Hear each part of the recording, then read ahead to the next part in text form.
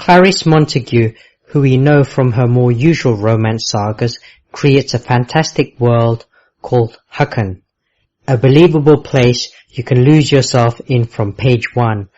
I suspect this is the first in a series of books, so complete is the job the author does in making Hucken come alive, jump off the page in fact.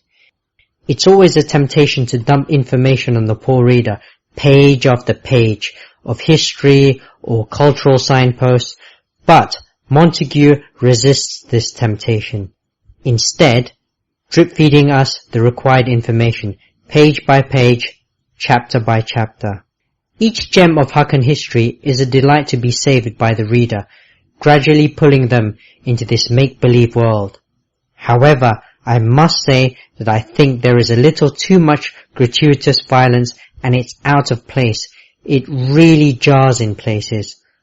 I think this is a misstep, not only of the author, but of the editors and publishers.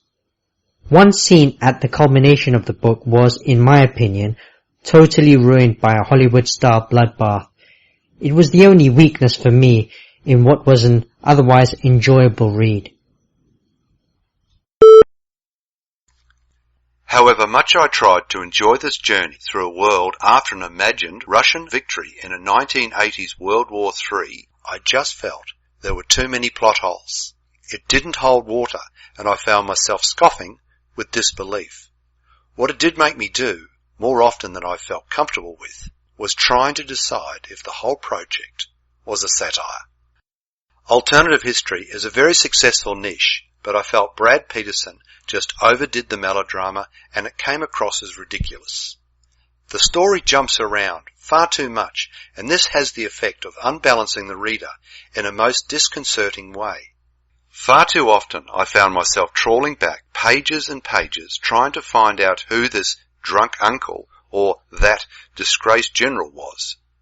The portrayal of Moscow as the brash ground zero of a Soviet-centered world was breathtaking, something I felt the book could have done with a lot more of. If this book were a film, I would give the cinematography a sturdy 4 stars, but the whole thing is let down by a disappointing 2-star script. What you don't expect to find in a murder mystery at the outset is a conversation between the bad guy and the lead detective charged with finding the bad guy. That usually happens towards the end, sometimes in a plain old police interview room, more often than not in a far more dramatic location, such as the roof of an old factory during a thunderstorm. But in this book, that conversation happens in the peace and quiet of a summer's meadow and within the first few pages of the book. It's just typical of what turns out to be a novel approach to the detective story. It seems that Clark Henson decided at the beginning of the writing process to turn everything we think we knew about the whodunit novel on its head. The result is a fresh, eye-opening read and one that will surprise you with far from cliched twists. There are no butlers in this one, nor private detectives sitting behind frosted glass cranking out the wisecracks.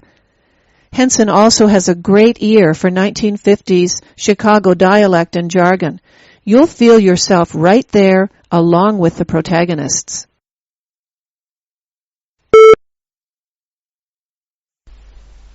Have you got it in you to be a hero? An actual hero, racing knowingly into a deadly situation, with a pretty fair chance it'll be the last action you take? This is the question posed early on in Brenda Falkley's riveting Out of Time.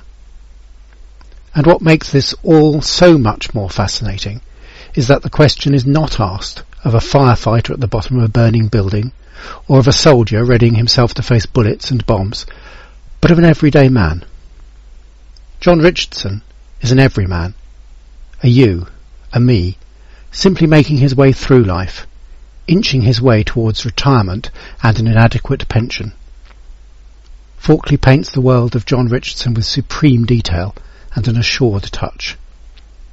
As he makes his big decisions, we take the ride with him, for Out of Time is a book of absolute empathy. It cannot fail to be. The book poses so many big questions that those outside the usual perimeter of power so rarely have to provide an answer for. It is a book that will leave you thinking long and hard, a taste that will linger on the tongue for weeks and may, as in my particular case, alter its tang. Falkley's debut will come to be considered a classic when she has moved up to the mega fame that certainly awaits her.